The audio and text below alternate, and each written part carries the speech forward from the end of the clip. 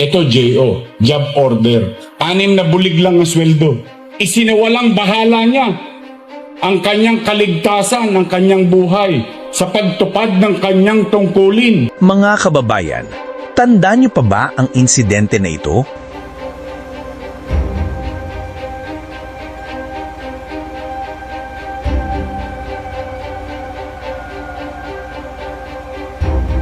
Yung MTPB traffic enforcer na Jay Ulang, hindi regular, pero nagsusumikap sa trabaho na kinaladkad ng isang pasaway na driver na ayaw sumunod sa batas? Hindi lang basta kinaladkad, muntik pa siyang sagasan ng kotse. Pero alam niyo ba kung ano ang ginawa ni Mayor Isko pagkatapos ng insidenteng ito? Oh, matapang daw to, mga bata. Kung hindi nyo pa napapanood ang buong video, mas mabuti na manatili kayo hanggang dulo dahil may matinding sorpresa si Yorme dito Mabasa ka sana ng ulan. Dumami ka pa. na siguradong hindi nyo inaasahan at matutuwa kayo. Talaga ito, sukdulan na nagpaplanong saktan yung aming MTP.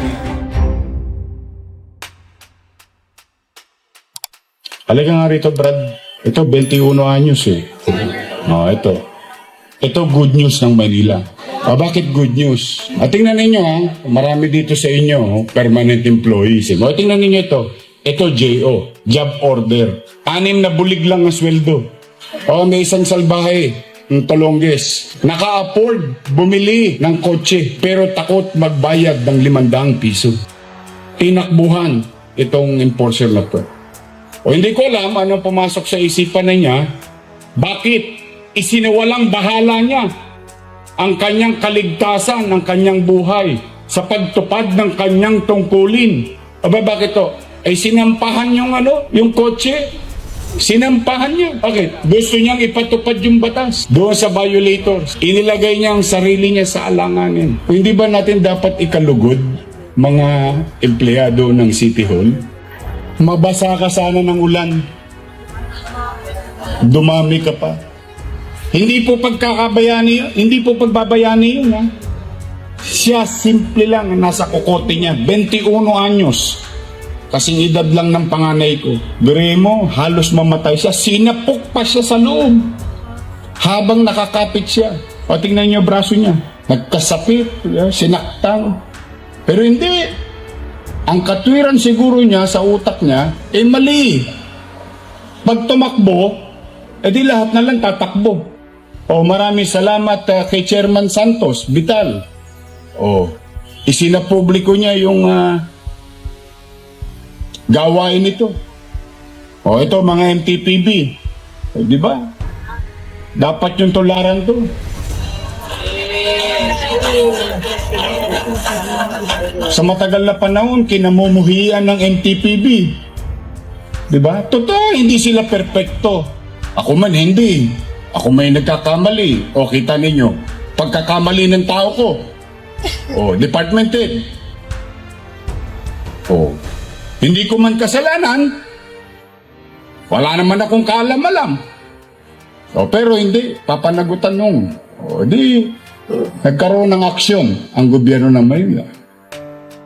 Siya, ganun din. Sana, marami pang MTPB ganito. Dahan-dahan. And I'd like, why? May binanggit doon kanina. Healing. We cannot heal with hate. We cannot heal with vengeance. No. Hindi po. Kung kaya ko lang maalala sana yung sinabi ni Martin Luther King. Sabi niya doon yung hate daw, nakaligtaan ko lang kasi English pero ito yung sinabi niya, nam to yun, sabi niya. Yung hate, hindi mo pwedeng balikan ng hate.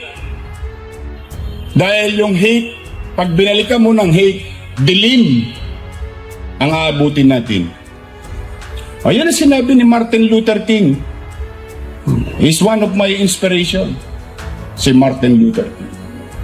Abraham Lincoln said also, all men are created equal. These are the things that we should do.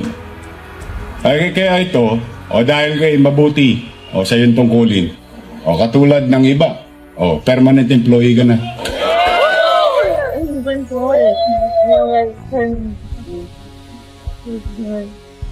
Pero ako, tatay nito, kukulatain ko to. Walang niya ka. Pero kukulatain ko isa, alam mo ka rin yung brutal. Dahil ako magulang nito, I'll be proud of my son. Kung kayo man ang magulang nito. Diba? 6 na bulig. Magpapakamatay ka sa 6,000. What kind of mindset he has? Now it's worth emulating. Dapat tularan. Ito. MTPB. Alam na this. Ha? Mamaya, pag umulan, gumit na ka sa ulan, ha? Para dumami ka. Congratulations, we're proud of you. Ha? Pag-ingat ka. Ha? Dennis, Gaye. Gawin na to. Hanapan nyo na to. Councilor Joe Quintos. Maya-maya, hanapan nyo na ito. Nga pala, yung nagsoli ng 1.2 million, I'm proud to say, yung sidecar boy na yun, bahagi na siya ng pamahalaang lungsod ng Maynila. Kita sa video kung gaano kagalit si Yorme. Matapang daw to, mga bata. Alam nyo na. Ha? Pag matigas, anong ginagawa? Pinapalambot. Kung napatay mo yung enforcer, may pamilya yun eh. May pamilya ka? Kita mo? May pamilya rin yun. Paano titino Maynila sa mga katulad mo? Dahil hindi lang basta traffic violation ang ginawa ng driver, buhay ng tao ang nilagay niya sa peligro. Ganito ang klaseng ng leader si Yorme. Walang sinisino. Kahit sino ka pa, kapag nilagay mo sa alanganin ng buhay ng ordinaryong manggagawa, haharapin kanya mismo at ipapahiya ka ng harap-harapan. Sa mata ni Yorme, walang maliit na tao. Lahat ng tapat na nagseserbisyo para sa Maynila ay karapat dapat bigyan ng respeto, proteksyon at pagkilala. Kaya mga kababayan, ito ang dapat nating tandaan. Kahit JO ka lang, kahit maliit ang sahod, basta nagseserbisyo ka ng tapat, may leader na katulad ni Yorme Isko na handang tumayo para sa iyo. Ito ang klase ng pamumuno na hindi lang basta naninirmon sa pasaway, kundi nagbibigay din ng inspirasyon at pag-asa sa mga nagtatrabahong ng tapat para sa bayan. Hindi ka nag-iisa. May leader na handang lumaban para sa iyo. Ako nga pala ang Kuya J nyo na palaging nagpapaalala sa inyo na dapat alam mo to.